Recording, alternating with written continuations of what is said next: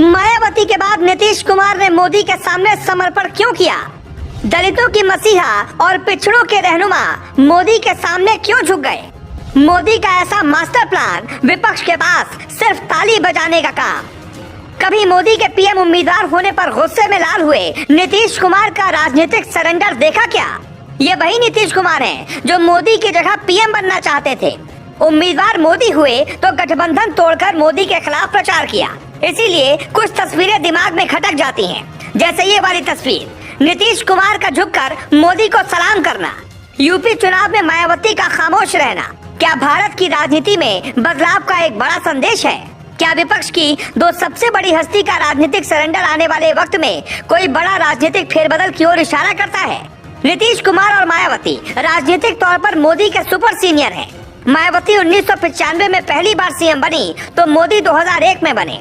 नीतीश कुमार पहली बार 3 मार्च साल 2000 में सीएम बने तो मोदी 1 साल बाद। लेकिन मोदी के सामने नीतीश का राजनीतिक सरेंडर कहता है अब मोदी युग में झुककर सलाम करना ही एकमात्र रास्ता बचा है। विपक्ष 2024 में मोदी को हराने के लिए एकजुट हो रहा है। ममता बनर्जी, अरविंद केजरीवाल, अखिलेश यादव, तेजस्वी यादव, दक्षिण भारत के आंध्र प्रदेश के पूर्व सीएम चंद्रबाबू नायडू भी मोदी विरोध का सबसे बड़ा चेहरा है।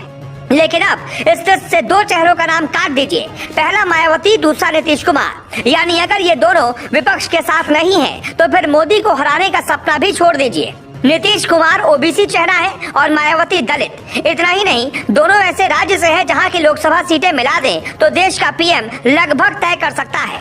मोदी, मायावती और नीतीश कुमार की दोस्ती के दम पर दक्षिण भारत में करिश्माई प्रदर्शन करने वाले हैं। और इस बार बीजेपी का प्लान है राजीव गांधी का वो रिकॉर्ड तोड़ देना जो असंभव सा लगता है।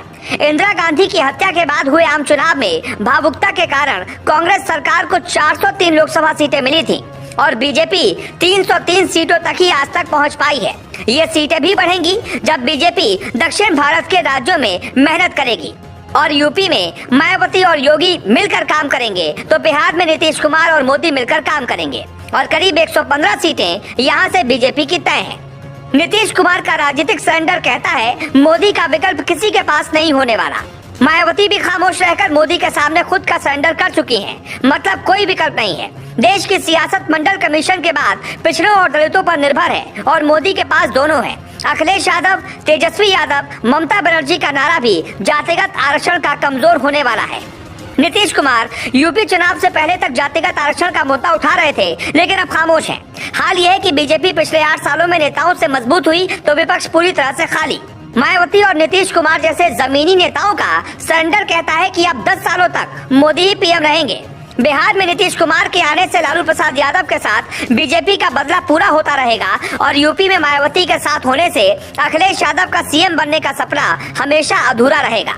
दिल्ली में मोदी का सपना पूरा होगा, मुफ्त राशन, दलित पिछड़ों के लिए योजनाओं की भी भरमार होगी। आने वाले भारत के भविष्य में इन 2 बड़े नेताओं का राजनीतिक सरेंडर हमेशा याद रखा जाने वाला है।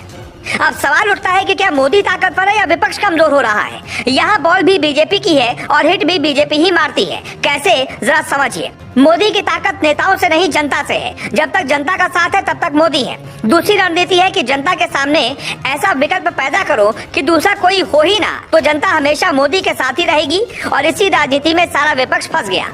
जब हम ये रिपोर्ट लिख रहे होते हैं तो हमें खुद भी राहुल गांधी, तेजस्वी यादव, अखिलेश यादव और किसी दूसरे क्षेत्रीय पार्टियों का भविष्य हाल फिलहाल में बदलता नहीं दिखता।